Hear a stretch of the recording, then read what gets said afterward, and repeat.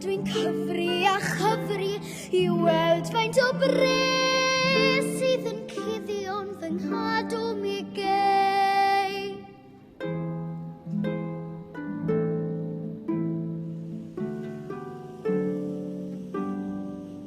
A phan fi na ddigon o bwysau ei roi yn y banc awn a fi, ac fe fyddai'n filiwnydd dwi'n gwybod yn iawn pan fydda fi'n 303.